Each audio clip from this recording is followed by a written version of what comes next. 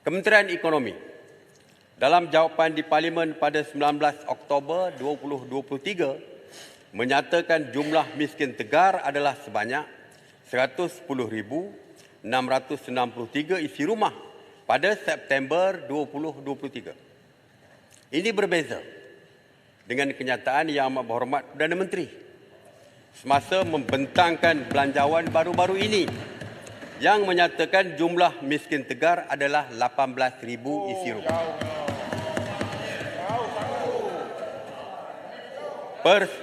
Persoalan, kenapa wujud perbezaan data yang terlalu besar dalam tempoh yang sangat singkat? Berapa minit saya tadi? Tak ada lagi. Tak adalah. Saya nak landing nanti. Saya Sila landing, landing, tapi ya. landing panjang sikit lah pasal landasan dia. Tuan, landasan panjang jadi saya landing slow. Tuan Yang Dipertua yang bijaksana, saya difahamkan inisiatif pendapatan rakyat ataupun IPR adalah kaedah yang dilaksanakan oleh kerajaan hari ini bagi menggantikan program Basmi Miskin Tegal Keluarga Malaysia ataupun BMTKM yang merupakan sebahagian daripada RMK 12. Ketika program BMTKM dilaksanakan, terdapat hampir 130,000 isi rumah yang dikategorikan miskin tegar dalam senarai kasih pada Oktober 2022 berbanding 260,000 isi rumah dalam tempoh yang sama 2021. Penurunan hampir separuh jumlah miskin tegar ini adalah kerana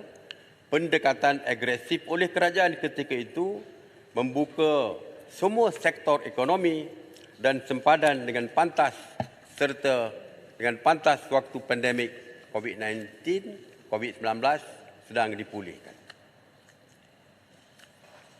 Maka disebabkan itu kita menetapkan sasaran untuk menghapuskan miskin tegar pada penghujung RMK 12 iaitu tahun 2025.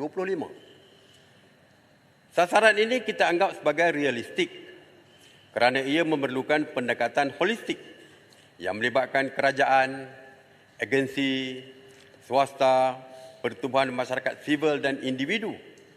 Menghapuskan miskin tegar memerlukan tekad yang tinggi daripada semua pihak, terutamanya isi rumah itu sendiri untuk berubah.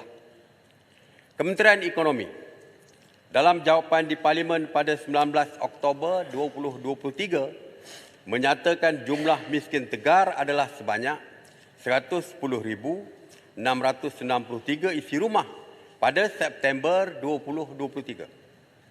Ini berbeza dengan kenyataan Yang Amat Berhormat Perdana Menteri semasa membentangkan belanjawan baru-baru ini yang menyatakan jumlah miskin tegar adalah 18,000 isi rumah.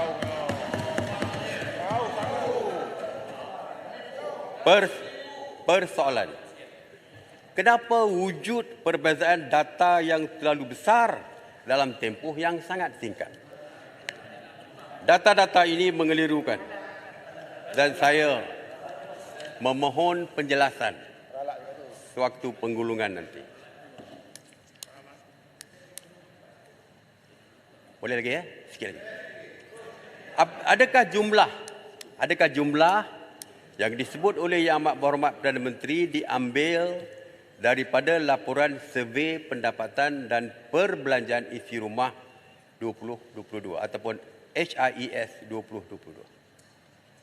HIES 2022 yang diumumkan oleh Menteri Ekonomi pada Julai lalu mengatakan bilangan isi rumah yang di bawah pendapatan garis kemiskinan iaitu PGK sebanyak RM1,198 menurun kepada 0.2% iaitu 18,445 isi rumah berbanding 0.4% atau 27,158 isi rumah pada tahun 2019. Data daripada HIES adalah kurang tepat kerana ia berdasarkan tinjauan berasaskan sampel. Tidak seperti data e-Kasih yang hampir real time dan mempunyai maklumat lengkap setiap isi rumah yang terlibat. Usaha untuk membasmi kemiskinan tegar ini perlu ada ketulusan supaya setiap program benar-benar memberikan kesan kepada kumpulan sasar. Saya juga mencadangkan supaya PGK dibuat berdasarkan lokaliti kerana taraf hidup di satu-satu kawasan amat berbeza seperti yang ditekankan di dalam BMTKM. Pembasmian kemiskinan harus dilakukan secara berterusan kerana kitaran kemiskinan berkait rapat dengan kitaran perniagaan. Tuan Ketua, akhirnya saya minta pencerahan sikit. Saya tak bagi laluan. Bagi laluan. Saya tak bagi laluan. Sila gulung. Okey, saya gulung. Saya gulung. Ini saya gulung Ini gulung betul-betul ni. Saya mewakili pengundi saya di Bera. Penduri Getah. Mengucapkan terima kasih kepada pengumuman kerajaan kerana menaikkan paras harga pengaktifan insentif pengeluaran getah ataupun IPG daripada RM2.70 seperti yang saya suarakan ketika membahas belanjawan 2023 kepada RM3 sekilo. Jadi harga lantai dinaikkan daripada RM2.70 kepada RM3. Saya ucapkan banyak-banyak terima kasih kepada kerajaan. Mengikut arau dia nak RM5, tapi yes. Jadi saya nampak yang perkara ini boleh membantu meningkatkan pendapatan penduduk getah.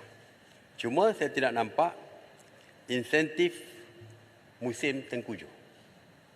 Waktu dulu kita ada insentif untuk musim tengkujuh. RM600 ataupun RM800. RM800 untuk diberikan kepada penduduk getah sewaktu musim tengkujuh. Kerana kita tahu sewaktu musim tengkujuh penduduk getah tidak boleh menuduk getah dan tidak ada hasil langsung pun. Jadi walaupun LPG dinaikkan kepada RM3, tapi kerana langsung tidak ada hasil, jadi tidak ada pendapatan. Jadi saya amat berharap supaya BMT ataupun bantuan musim tengkujuh ini dapat dikaji semula dan diteruskan demi kepentingan penduduk getah. Jadi terima kasih. Saya